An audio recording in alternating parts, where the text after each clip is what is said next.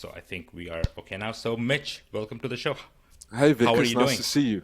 Great, how are you Likewise, doing? likewise. Good. I'm doing well as well. How are things in Hanoi, especially with this coronavirus thing?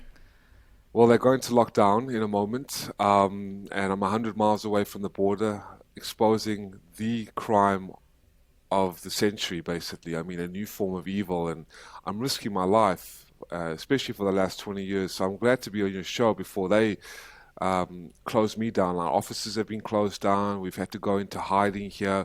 It's crazy when you put your life on the line to expose evil and stand up for good, and how many forces are against you when you do try and bring the truth out. So I'm just grateful to be on your show and being able to have the voice that I have to express what I want to share with you today before I get shut down and basically chased out as they've done to us in our office, because I'm not in America right now. I am in communist Right, Vietnam, so right. we just have to be careful. But glad to be on your show. Yeah.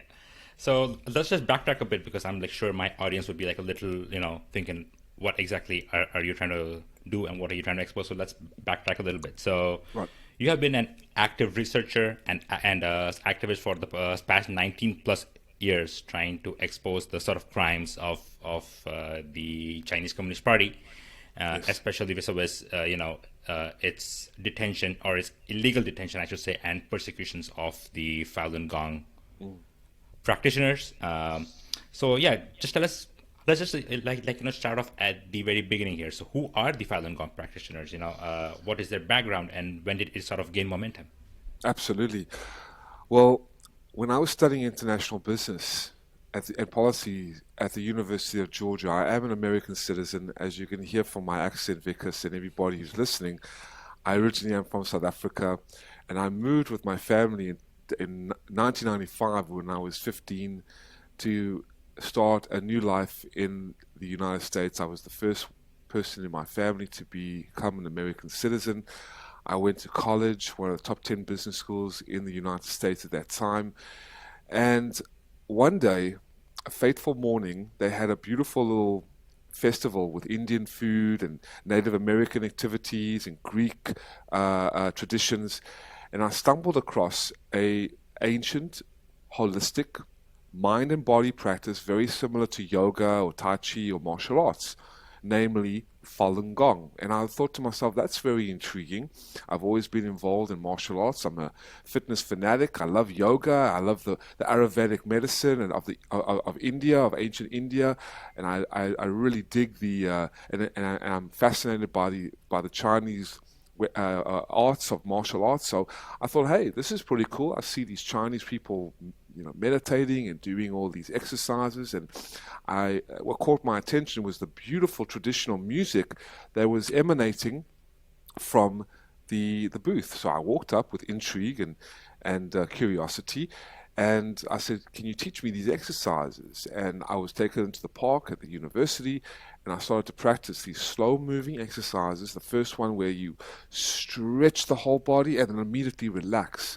Because what it does is that opens up all the energy channels, and I couldn't believe the congestion that I was feeling through all the stress. And I was the president of this club, I was president of that club, and I had all these studies going on, and I was in a business school, and I was the inventory manager, and I was working at nights, and I had three jobs, and I was so stressed out, Vickers, and I couldn't believe how my energy channels and my body reacted to this spiritual exercise, these five exercises, and I just felt incredibly healthy, relieved, stressed, relieving, and very positive. I slept really better that night, and I was like, I want more, give me more. But before I left that afternoon, I came back to the booth. I was very blissed out, after a yoga session of Bikram or power yoga or hatha or vinyasa. Right. Um, or Ashtanga, which is very good. A friend of mine does Ashtanga, which is excellent. All the ancient Indian roots of yoga and Ayurvedic medicine, which is amazing. So I come back to the booth. I was like, what can I do? Is this for money? Do I need to pay anything? And they said, no, it's all free. I'm like, free? That's the first thing that caught me off guard, because a lot of these practices you've got to pay for. Well, Yeah. Falun Gong is free. You can come when you can come. You don't have to come. You don't have to practice. There's no memberships. There's no rosters. There's no doctrination. There's no religious fervor. I'm like, wow. Coming from a Judeo-Christian background, I was hooked, because I was like, well, there's no money involved. There's no cultish tendencies. Yeah. Very chill, very easy, very organic. Sign me up. But then what took my bliss away and a lot of my positivity away is, as soon as I looked to the right, I was like, ooh, what is this? Stop the brutal persecution of the Falun Gong. And I saw all these horrible depictings of people being tortured. And I was like, what in the world is going on? You've just taken away my whole bliss. Thank you very much. Torture pictures. And I got to realize that this practice of Falun Gong has been outlawed since 1999 by the Chinese Communist Party, the CCP, and they have been rounded up, Falun Gong practitioners, the main group, Uyghur Muslims, a religious Islamic sect, in an upright Islamic sect in northeastern China, in Xinjiang and Urumqi province of China, one of the provinces close to Mongolia in China. You have the house Christians, and you have the Tibetans, all rounded up, sent to state-mandated hospitals, their organs then cut out of their bodies while alive, and sold for massive amounts of money, multi-billions of dollars. And I couldn't believe this. At the beginning of 2001, when I started to learn about Falun Gong, we never heard about this. Only until 2006, which we can get into later, did the investigators, confirming the allegations, publish reports that are now irrefutable and have got so much evidence and mountains of evidence behind this crime to support the evidence and the confirmation that this is a crime against humanity, a new form of evil, where nowhere else in the world is a government or a regime sending, under the careful watch of the military, run by the Chinese military and the highest ranking officials of the Chinese Communist Party, Vickers, hundreds and thousands of Falun Gong practitioners to these state-mandated hospitals, state-sanctioned, state-endorsed, kill-to-order genocide of innocent people forced against their will to just taking their organs, and that is the allegation. That is the crime that we're facing, all concealed, all covered up by the largest, basically the second largest superpower in the entire world, the Chinese Communist Party. So that's my story, a long-winded story, but I try to keep it as short as possible. Yeah, and I mean, it is a completely, it's been a travesty, especially since I've also sort of been like reading about it lately. But let's also like backtrack a little bit here. So explain this process of outlawing that sort of happened of the Falun Gong by the CCP, because I want to emphasize here that this was not any kind of a political organization. They sort of didn't have any Correct.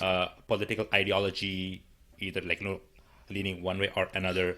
They had no paid membership. There was no real organization around it. So why did the CCP, essentially feel threatened and then subsequently outlaw it? Why did that essentially happen? Because they were of no real threat to the CCP, right? Absolutely. In 1990, I pulled this up for you, particularly for the show. Falun Gong became immensely popular in the 1990s when Mr. Li Hongxi, the founder of Falun Gong, a humble gentleman that is married, he owns a grocery store in New York. He's a United States American resident, and moved to the States after doing lectures around the world between 1996 and continuing. In 1992, when he introduced this spiritual movement, non-political, had nothing to do with the Chinese government, actually was praised by the Chinese government in a 1998 study conducted by China State Sports Commission, estimated that between over 70 million people were practicing Falun Gong in China at the time. And the China's own state-run media aired a news program around the same time in which the anchor tells the audience over 100 million people are practicing Falun Gong. That would mean in a country of 1.3 billion at the time, 1 out of every 13 Chinese national citizens were practicing. So the overwhelming popularity was the main reason why the Chinese Communist Party under the leader of the former president of China, Jiang Zemin, a brutal dictator, was threatened by this overwhelming popularity. 1 out of every 13 Chinese national citizens, folks, that's about 100, between 70 and 100 million people, 10% of the population growing each and every year, more than half of upper class society, high-ranking officials of the Chinese Communist Party, military generals, and just all walks of life were practicing. Tens of millions of people were practicing within 8 years of its introduction by the teacher, Mr. Li, and it's just spread like wildfire without any marketing and just through word of mouth. So the second reason why the Chinese Communist Party banned it, other than its popularity, is because the stark ideology contrast. Communism is an authoritarian ideology. It's an all or nothing proposition. So the goal of the Chinese Communist Party is to control all aspects of public life and private life, including religion and spirituality. So in China, churches and temples and even health practices are allowed to operate only under the control of the CCP. But Falun Gong operates separately, and its ideology of truthfulness, compassion, and tolerance lies in stark contrast to the diabolical nature of the Chinese Communist Party that has destroyed over 5,000 years of Chinese culture, wiped out at least 100 million people, killed millions of Chinese girls, and are harvesting their own citizens in state-mandated hospitals, death camps, and re-education centers, at least 250 labor camps for the last 20 years, and making a fortune of these organs. And the vast difference between Falun Gong's tenets and the CCP's ideology, which is actually officially atheist and Marxist, was another factor, which some of the upper echelons of the CCP could not tolerate. And then came the organ harvesting. After years of investigation by the Chinese medical associations and the research and the CCP basically, they found that with Falun Gong, ailments, injuries, illnesses vanished. The organs became really healthy. The metabolic process stabilized to a state that they never saw before in terms of health. The mindset was improving, the productivity rates in the factories, all the morality was increasing. I mean, China was becoming really, really good. The people, the children, pregnant women, businesses, whether you were in love, in relationships, everything in the society was increasing because of the moral standard and the moral, emotional, and spiritual and mental benefits that Falun Gong was bringing to the community, contributing to the society of China, and even the government admitted it. However, under Jiang Zemin, the former president, we have to understand that there is no limit, Vickers, to how far the CCP will go to wipe out something or someone. So when the persecution started, it was based on, because it was so popular, Falun Gong, they had such a huge donor pool of donor recipients that could be forced to take their organs, and that's exactly what they did. So the first reason, popularity. The second reason, stark contrast of ideology. And the third reason is because they saw the potential of money making with the organ trade. And that's exactly what they did, and they targeted Falun Gong for this. Right. I mean, before we jump into the whole re-education aspect as well as the forced organs harvesting, which is such a travesty, and when I read it, my blood was boiling, right? Right. But before we jump into that, let's just dig a little deeper for most of my viewers to try and understand what is the history of the CCP and what role does it have to play in the rest of the world, right? Like, who actually runs the show there? What is the sort of process of determining who gets to become president? Like, how is the CCP structured? That's a great question. There's a really good documentary called The 9 Commentaries on the Communist Party. It has been released by the Epoch Times. Right. And the Epoch Times is a phenomenal newspaper. It has really grown to incredible popular heights in New York City, I think the most prestigious and popular independent newspaper in the world now. And what they have written is an editorial series which was released in 2004, I believe, that has really exposed the CCP for what it is. It is a demon spectre. It is the devil bent on destroying humanity. This is an imposter. With Mao Zedong, when after World War II, when the Japanese left after causing terrible harm to the Chinese people, and China was left in complete chaos after the last dynasty of I think it was the Qin dynasty collapsed. After 5,000 years of incredible culture, Mao Zedong came in, backed by the Rockefellers and the globalists, because the globalist cabal love the Chinese Communist Party, state-controlled, reign of terror system, because it is the most evilest and diabolical system of control and slaughtering and killing machine ever existing in the world. You know, there's a saying, Vickers and folks, that many regimes, many empires, many kingdoms killed in order to conquer. The Chinese Communist Party conquered in order to kill. Their history of killing is you cannot compare to any other regime. 100 million, over 100 million people. So the CCP is not controlled by any one person. It is a spectre that was formed way back in Paris when under Marx, under Lenin, under Trotsky, and then exported into China through Mao Zedong and the Rockefellers and the globalist cabal backing Mao. And what happened is that the Communist Party expanded, the spectre expanded and was controlled by very evil dictators like Mao Zedong, Jiang Zemin, and now President Xi.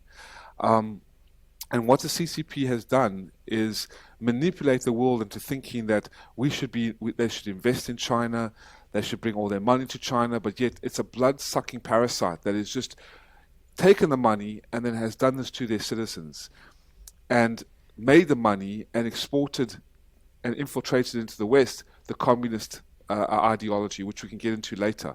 But the CCP is a spectre, it's a demonic spectre, and it is bent on the idea that violent revolution exists and is the best way to conquer people, to rip the spirit out of the human being, and to place into them a control mechanism in order to make them into obedient slaves, force them into brutal poverty, into slavery, and into fear.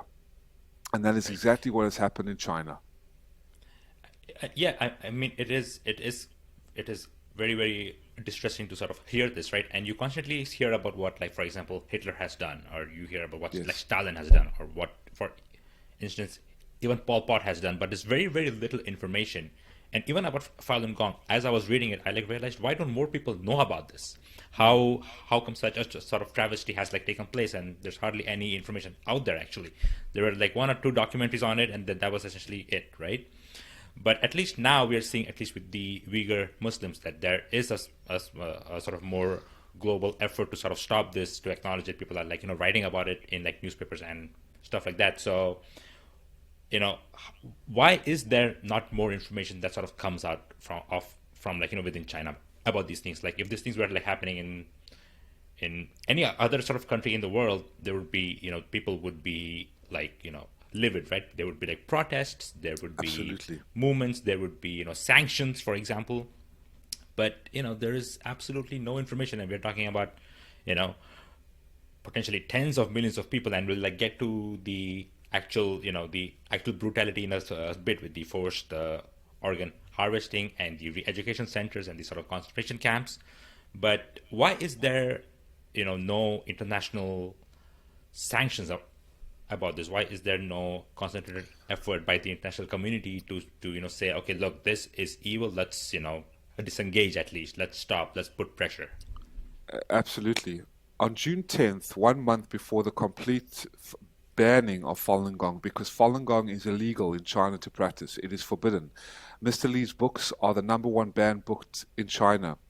Um, and when this practice took China by storm, I mean, literally became the life force of China, where 1 out of every 13 Chinese national citizens were practicing, this became the largest spiritual movement in all of Chinese history. The then president, who is still very much in power and is fighting a war with the president now, President Xi and Jiang Zemin. Jiang Zemin is the former president. He was the one who is called the evil head of the Chinese Communist Party, banned Falun Gong because he hated the fact that he couldn't control the hearts and the minds of the people, so many people who were practicing. So it was a threat to his power. And to consolidate his power, he had to initiate a demonization propaganda campaign full of hate and venomous lies, demonizing and vilifying Falun Gong as some CIA-backed cult, which is a terrorist organization, and to kill themselves. And they actually, the Chinese Communist Party staged a self-immolation event in Tiananmen Square in 2001. January, around my birthday, where they made 4 people plus a little girl, a 12-year-old girl and her mother, set themselves on fire and then claim that these are Falun Gong practitioners. Well, this was all debunked. This was all staged, and all the facts presented confirmed this. Communism breeds war, breeds famine, slaughter, and tyranny, and these in themselves, Vickers, are terrifying enough. But the damage of communism goes far beyond this. It has become increasingly clear that unlike any other system in history, communism declares war on humanity itself, including human values and human dignity.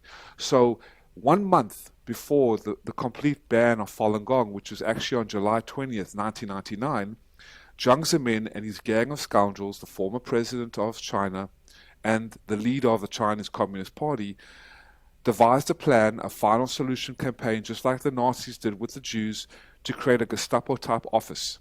June 10th, 1999, called the 610 office. It's a stormtrooper, secret agent, Gestapo-type agency that sits to this day, as we're speaking, on top of the Chinese Communist Party, controlling the government system, the economic, political, and social realms of all in China, from every class down, all policies, all mandates, all regulations, all decision making. Okay, for one purpose and one purpose only has this office been created: to declare war on Falun Gong.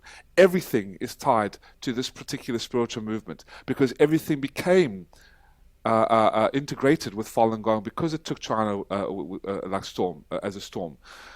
The United Nations has been controlled by the Chinese Communist Party. There is no other regime on the face of the earth that controls more than 4 specialized units in the United Nations. The World Health Organization, which I call the Communist Health Organization, with its Secretary General Tedros, is a puppet for the CCP. That is why the investigators and all the evidence that we have presented over 15 years, me 20 years, them 15 years, 52 pieces of evidence confirming that this is going on. This is not some kidney in the bathtub story, my friend. This is full staged, state-sanctioned genocide normalized in a society as big as the largest population in the world, the second largest economy, I think the largest military in the world, I think 2.8 or 3 million troops, stealing all the secrets and the technology secrets and the military secrets from America, okay? And he devised a plan to use the secret police, the military, the hospitals, the 1/4 of China's gross domestic profit, all Falun Gong assets. They froze everything, just like they did with the Jews, just like they did in Pol Pot in Cambodia and other genocides around the world, where they freeze all the enemy of the state's assets, and they label them as vermin or as rats or raw material, as Jiang Zemin, the leader of the Communist Party, did, and created a propaganda machine that ran 24 hours on state-run media, demonizing Falun Gong, brainwashing and poisoning the masses, and to lay out a plan, just like Nazi Germany did, to kill these people and then harvest their organs. More diabolical, because they have the infrastructure, they have the technology, and they have the money, because the entire slave labor, institutionalized slave labor, has been supporting and finding and establishing the consumer market that has driven the world's economy for the last 20 years or 30 years, especially in America. Walmart, IKEA, TJ Maxx. Huge conglomerates have made fortunes off the slave labor. Wall Street bankers, the corporate think tanks, they have made huge fortunes off the blood of the Chinese people. And now with the organ harvesting. But to come back to your point, why it has not been exposed is because the Chinese Communist Party, for example, Wang Jiefu is the former vice premier or vice minister of Minister of Health of the Chinese Communist Party, and a liver surgeon, and he oversaw the organ harvesting of live Falun Gong, living Falun Gong practitioners. These people were alive, folks. These are not dead people. These are actual people. It's almost like taking a lobster out of a tank, cutting it all open, taking all the organs, and then burning the bodies to conceal the evidence in the boiler rooms of the hospitals. He basically sits, Wang Jiefu, who is a demonic agent who has conducted live organ harvesting. He sits on the board of the World Health Organization. Like I said, China, the Communist Party, controls the United Nations. They have their tentacles in all the governing bodies. They have infiltrated into all the multinational corporations, whether it's pharmaceutical, whether it's banking, HSBC, Boeing, Volkswagen, Walmart.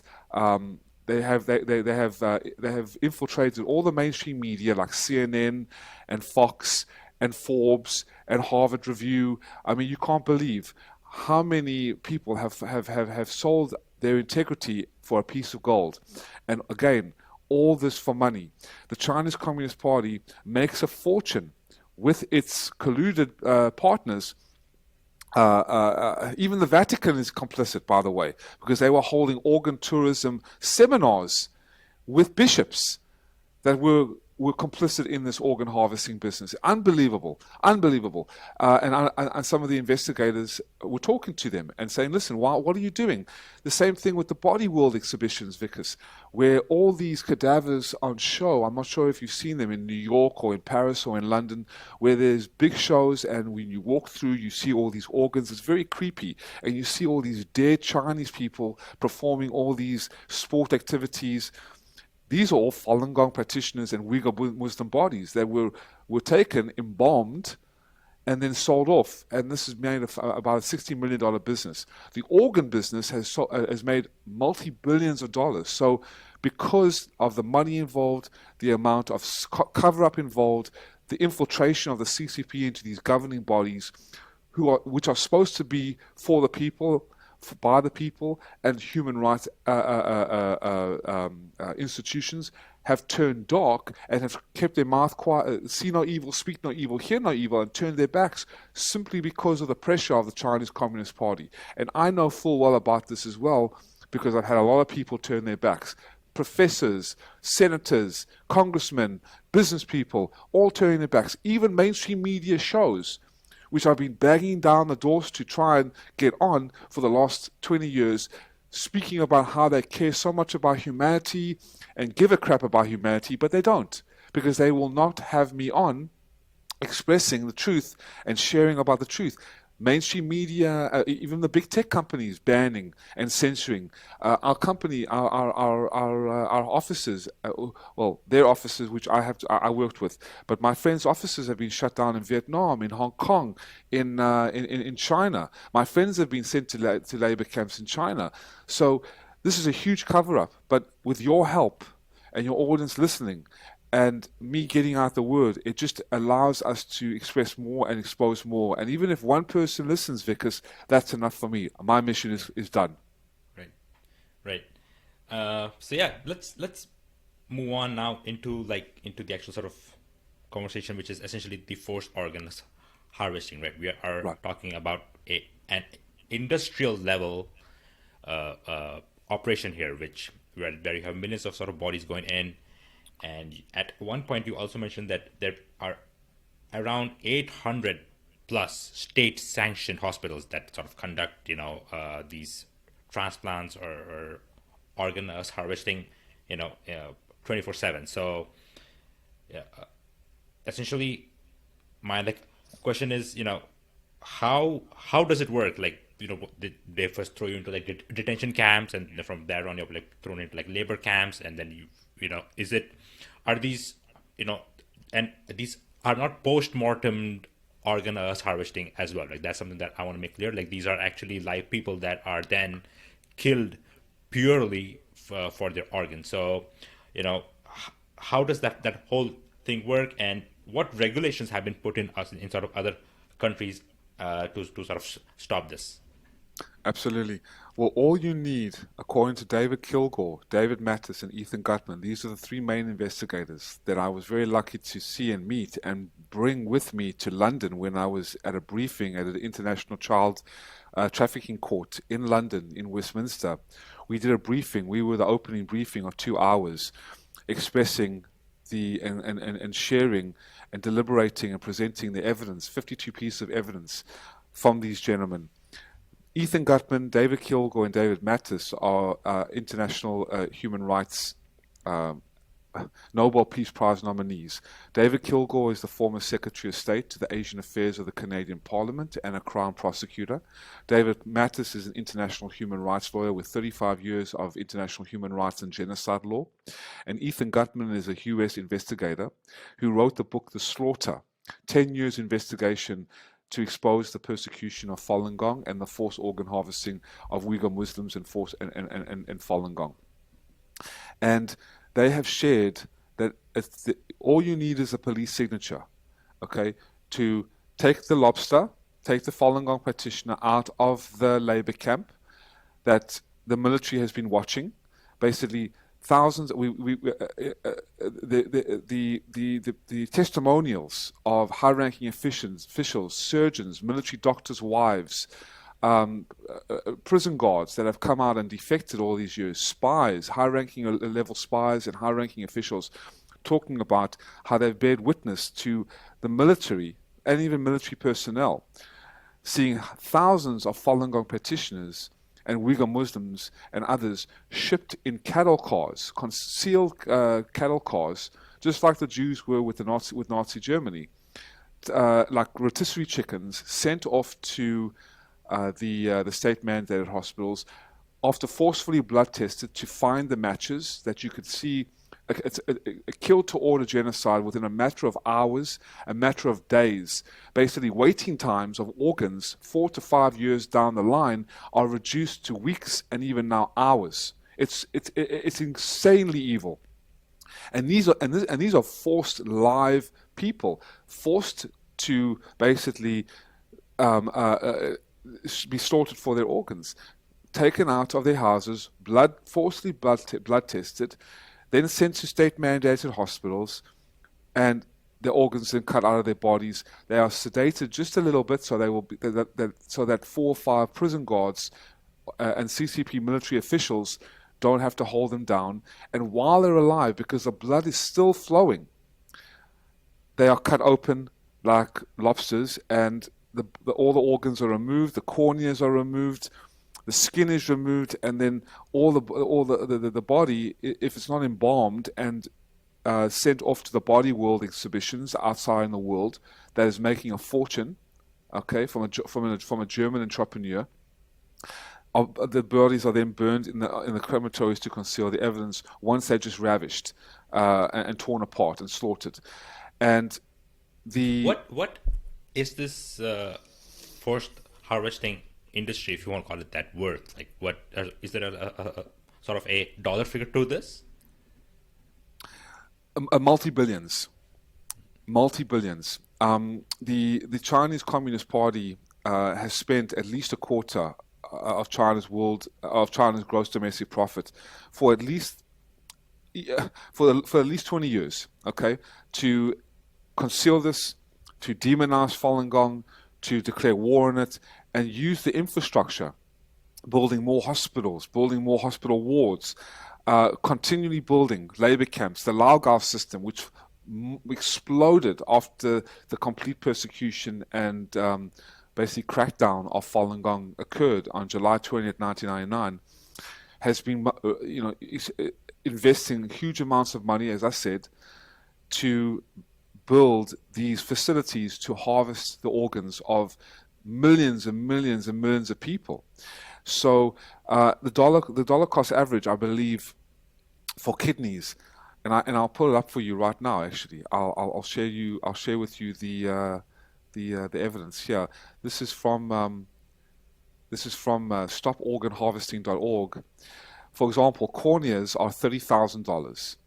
The lungs between 150,000 and 170,000. Kidneys 62,000. Kidney and pancreas 150,000. Liver 98 to 130,000. The heart, 130,000 to 160,000. And the list goes on and goes and goes on and goes on. When this started, this was a surging business, Vickers. When this started, the organ tourism skyrocketed in the United States and Canada by 30 to 40%. And these values that I shared with you come from the China International Transplantation Network Assistance Center. And they were taken down. The Chinese Communist Party were advertising organs. About 20 websites. They had organ harvesting websites to entice people to come. And then they all took it down once we were starting to get onto these people and talk and see what was going on. According to the Phoenix Weekly in 2006, in 2004, the fee for a liver transplant at the Oriental Organ Transplant Center was $32,000, approximately 250,000 yen. In 2005, it was over 40,000. And some intermediate agencies charged a brokering fee as high as $13,000. It's a skyrocketing business. There are more than 600, and this was before, now it's over 1,800. But in 2007, there were more than 600 hospitals and over 1,700 doctors. But by comparison, the United States has about 130 hospitals specializing in liver transplant surgery and fewer than 244 kidney transplant centers, according to CNN and the National Kidney Center. So it's insane how fast and how large this industry is. The state-sanctioned, kill-to-order organ harvesting business is, where in a matter of weeks, reducing waiting times from 4 to 8 years for hearts, for livers, for kidneys, for pancreases, are reduced to a matter of days. And you can get an organ on a specified date. So to go further into your question, what are other countries doing about this? Well, it's very disappointing, Vickers, because only 4 countries in the entire world have banned organ tourism. The first country, believe it or not, is Israel. Israel set into law and established the 2008 transplantation law, which states that any citizen that goes to China will be defunded indefinitely from the insurance programs, and particularly medical insurance. And they ban any Israeli citizen from going to China to get an organ, knowing now what has gone on in China. That was the first country. Then a courageous country that China is trying to invade, just like they have with Hong Kong, is Taiwan. Taiwan has banned organ tourism. Now also Spain has come on board and banned organ tourism to China after realizing what they have done to the Falun Gong and Uyghur Muslim communities. And now Italy. But only 4, and Scotland maybe. Scotland is coming on board slowly but surely. But only 4 countries, Vickers. So it's really, really a huge we have so much long to go, because Canada, America still hasn't said anything. They have passed resolutions in the House of Representatives, in the Senate, in Congress, urging the Chinese Communist Party to stop forced live organ harvesting. But nothing really has happened. You have the United Nations, nothing has happened. We had a signature drive, Doctors Against Forced Organ Harvesting, which is a band of doctors, a board of doctors, a very established board called DAFOH.org, Doctors Against Forced Organ Harvesting. And they created a petition drive of at least 4 to 5 million signatures, the largest petition drive in history, basically, urging the United Nations to do something, and it remained silent. So they retracted and withdrew, just to show the world that even though so many people urged the United Nations to stop this atrocity and to do something about it, they remained silent. And I told you why, is because the Chinese Communist Party controls at least 4 specialized units. And that is insane, especially a country that is controlled by a reign of terror that has wiped out 100 million people, murdered millions of girls, infiltrated into the West, has unleashed a virus intentionally from the Wuhan lab, and this has been confirmed as well. This is not just some kind of conspiracy theory. This is being confirmed more and more and more. The evidence is out, and beyond a reasonable doubt, material witnesses and irrefutable evidence, as well as harvesting these people, the Falun Gong and others, in death camps. So the world needs to react, but very little has been done.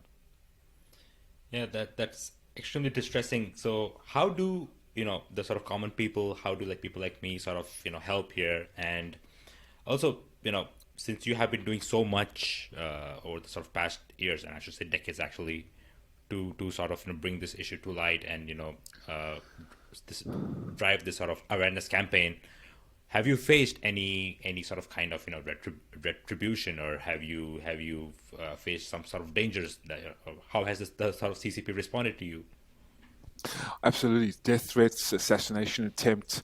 I've been involved in an assassination attempt in South Africa. They tried to kill us and murder some of our people that went to charge the minister of the Chinese Communist Party who was visiting South Africa with crimes against humanity, and he sent assassins to try and find us and kill us.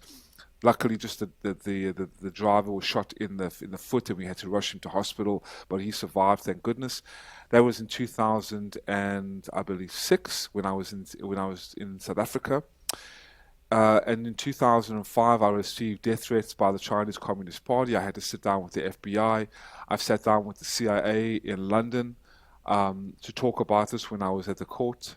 Um, and I've dealt with a lot of organizations. But again, I don't mind giving my life, because the thing is, to fail to support the good and to fail to expose evil is unacceptable. And I am a peaceful warrior, and I am an activist, and I do believe that what is a man who cannot make the world a better place? So you have to do something that is profound.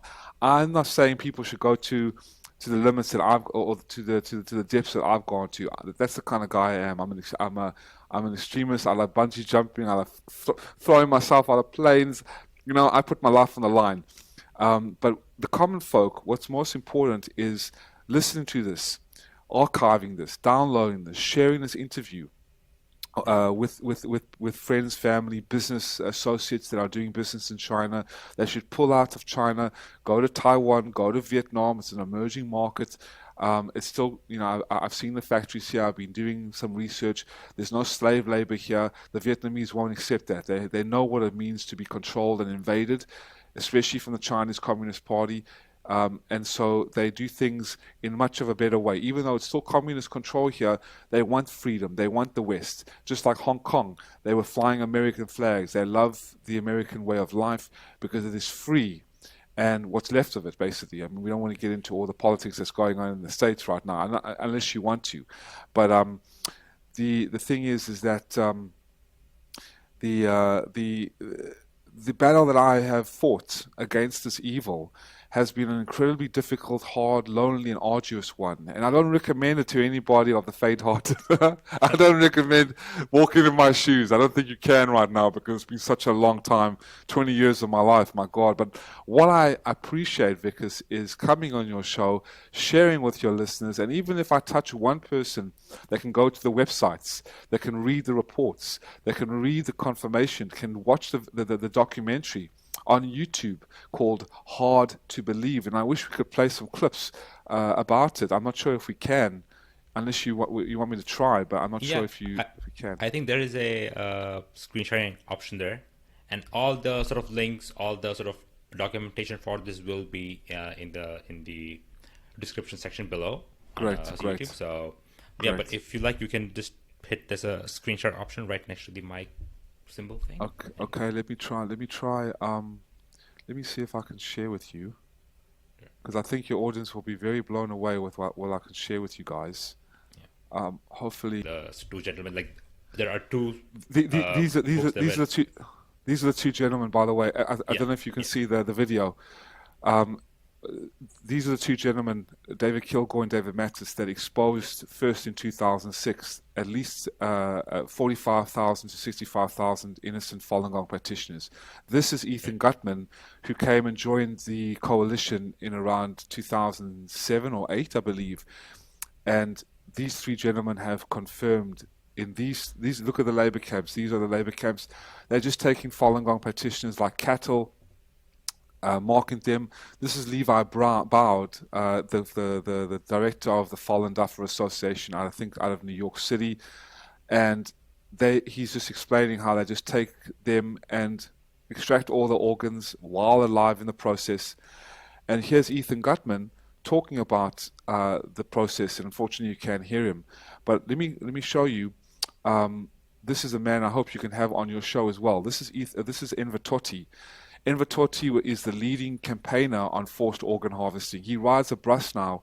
He fled from China, and he was a liver surgeon, or not a liver surgeon, a up and coming surgeon, and he was forced by the Chinese Communist Party to do a forced organ harvesting, and he was filled with grief, and he left, and one day he was walking basically to a conference, or he saw an advertisement of organ harvesting in China. He said, wow, this is something that I need to talk about, because I'm the one who did the forced organ harvesting. So he saw Ethan Gutman, he saw David Kilgoy, David Mattis doing this seminar in London, and Ethan mentioned in the audience, has anyone got any questions? Has anybody been from China? And there's Enver Tohti putting up his hand and say, yes, I actually did a forced organ harvesting. So from that day on, they all banded together, and Enver Tohti, a remarkable man, is exposing this further and further. And I can imagine how absolutely dehumanizing it might be for somebody to sort of do this day in and day out, right? Knowing that you're essentially sending a sort of man to his grave. Absolutely. This has to be one of the most sort of heart wrenching things that you have to do as a sort of job, right? I mean, if you think that you have a bad job, and I'm speaking to all these like corporate folks, like this is a sort of job that essentially sucks the life out of you, right? So, and I'm sure it has caused much more damage to the sort of mental health of people who were involved in this or had to see this happen to some of their fellow countrymen, right? Yes, exactly. I wanted to share with you, if you don't mind. I know you can't hear it, but this is the China transplant crimes exposed to the United Nations Human Rights Council on September 24, 2019. But you can actually see the this is Hamid Sabi from the China Tribunal. Mr. Vice President, the German Declaration affirms, prevents, combat, and eliminate all forms of human trafficking, but this is deliberating the evidence and confirming that forced organ harvesting in China is conducted and is commencing on the Uyghur Muslims. That this is not some kind of kidney in the bathtub story, folks. This is not a conspiracy theory. I'm not just pulling this out of a hat like a rabbit as in a magician show. This is actually going on. Right. And yeah, so this hasn't stopped essentially with the sort of Falun Gong practitioners. It is still continuing to this day with the Uyghur Muslims and God knows who else, right? So. Yes, exactly. Particularly the Falun Gong and Uyghurs, and these are crimes against humanity. Proved beyond reasonable doubt, victim for victim and death for death, as you can see that they're talking, cutting out the hearts and other organs from living, blameless, harmless people, peaceful people, and it constitutes one of the worst mass atrocities of this time, of the century. Organ transplantation we're not against. It saves lives, but killing the donor is criminal. This is basically the transplantation is the actual murder, because they're forcing innocent people to and killing them in the process. So I just wanted to share that with you. That's all the UN member states, but very little has been done. Right. And we're trying to get more things out there to be done, basically. So I mean, at this stage, apart from sort of raising awareness, which we're trying to do, trying to be on social media and make people aware of this, is there any other more structured or a more concrete way to sort of combat this, or at this point it's just about driving awareness? Driving awareness, basically driving awareness. You really. We're trying, because we're trying our best to expose this evil and do our best to clarify the truth about this. But it really is very difficult. It's extremely difficult, but we're trying. Right. I'm showing you right here. I don't know if you can see this. Can you? Yeah, I can. Yeah. This is a really good documentary, folks. The specter of communism is ruling our world, and this is what I definitely do implore you to watch or to listen to or to read. It's from the Epoch Times out of New York City. and it's called How the Spectre of Communism is Ruling Our World, and it's a free of charge documentary. I want to share you with this. I don't know if you can see this. This is the website that I do recommend people go to check out. Yeah. Um, can you see this? Fa- Fallen Info. Faluninfo.net. Yeah. Yes, yes. It's a great, precise journey, clear and precise, clean cut, what Falun Gong is, how the 100 million people are targeted and killed for their organs. And we can watch. You have all the award-winning documentaries coming for you, Badass Beauty Queen, Finding Courage. This is Anastasia Lin, who is the basically the where the beauty queen. I don't know where she is, but this is the beauty queen that was not allowed to participate in the crime in the beauty contest in China because she practices Falun Gong.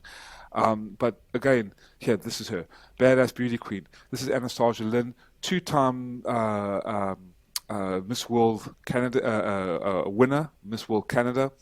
Tried to participate in China, could not because she practices Falun Gong, her father as well. And so she has used her popularity and used her crown, her Miss World crown, to advocate and to expose this evil. And this is a brilliant documentary, Badass Beauty Queen. But yeah, this is hard to believe documentary, and you can watch it wherever you want. You just press on watch, and this is the documentary basically, free of charge by Soup Films. And again, guys, I implore you to go to this to Fallen Info. Now, for people who want to get independent reports, endtransplantabuse.org. You can see this, Vikas? Yes. Yes, we can. Okay. Yeah. What is forced organ harvesting? These are all the reports, the investigator reports, China Tribunal, the investigative update from 2006.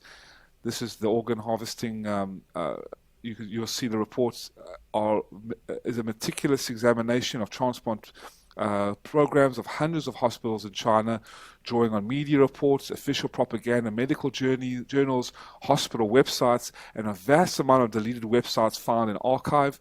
It analyzes hospital revenue, bed counts, bed utilization rates, surgical personnel, training programs, state funding, and more. The report shows that the Chinese regime is performing 60,000 to 100,000 transplants a year as opposed to 10,000 per year, which is the Chinese claim. And this is the update from the previous bloody harvest and the slaughter. And you can download. It's all here, folks, for those critics and cynical people who think, oh, is this really going on? Is this really going on? But yes, it is going on. And I want to share with you as well, and I would implore your viewers and your listeners to take a look and explore this website, particularly the Coalition Roundtable.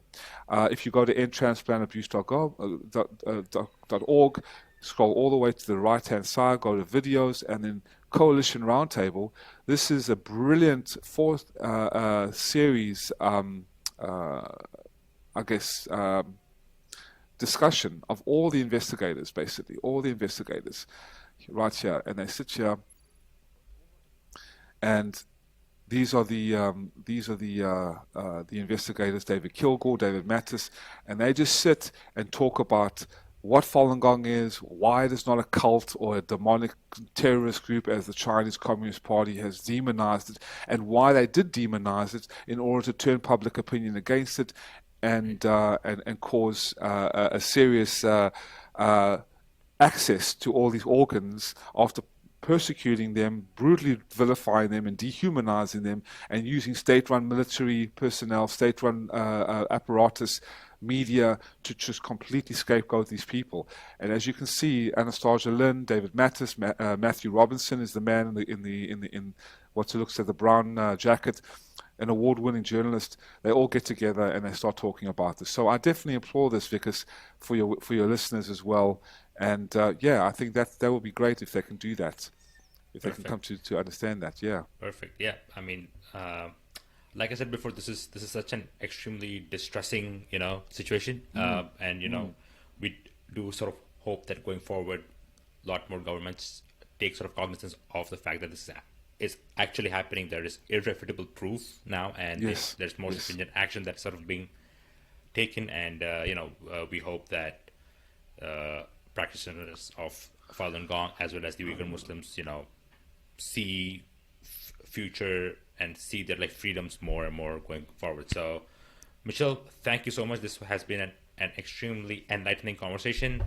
We really appreciate having you come on the show. Showcase some of the sort of things that you worked on, your like research and your struggles as well. Facing some pretty scary and life-threatening situations. So, thank you for all the good that you're doing, and you're doing great in this world. So, thank you for everything. Thank you, Vikas. And just one more thing that I just wanted to share. As you can Sure, see, sure. the stop organ harvesting, all the evidence, short waiting times, surging business, transplant tourism, transplantation on demand, estate crime, a new source of organs. People can go and see the videos. This is at stoporganharvesting.org. And you can also take action. You can contact your representatives. You can download materials. You can donate if you want. Yeah. Yeah. So So whatever you feel. yeah, perfect. So that's something that I'll like check out myself, and I'll implore all my like viewers to do as well. So how to get involved, where to sort of push your like local representatives, how to sort of drive government action, and implore them to sort of make some kind of a policy change or put out some statement, anything that can essentially bring about awareness to this. So. Absolutely. And the biggest thing is discernment. Just for me to be on your show, just for me to share about this is good in itself, and it's good enough for me. We cannot bomb China or the railroads like in Nazi Germany. We're not at war. We don't want any war with anybody. But we want to be enlightened to discernment and truth and fact. And to support Falun Gong by signing a petition is basically the pen is more mighty than the sword. To give an act of kindness and goodness to support good people outside of your own social circle is noble and is good and is honor. So thank you, Vikas, for being such a gentleman and a scholar and such a courageous individual as yourself to allow me to come on, because I'm sure you're going to get a lot of CCP interference and maybe you're going to get shut down and banned on YouTube and all the platforms. But hey, you know what? In the name of courage, you're all right, Vikas. You're going to do fine. Yeah, why not? Why not? Why not? Yeah. This is all for a good cause anyway. So thank you. Thank you. Much appreciated. Thank you so much for doing this. Thank you, Vikas. Take care now. All the best. Thank you, everybody. Thank you.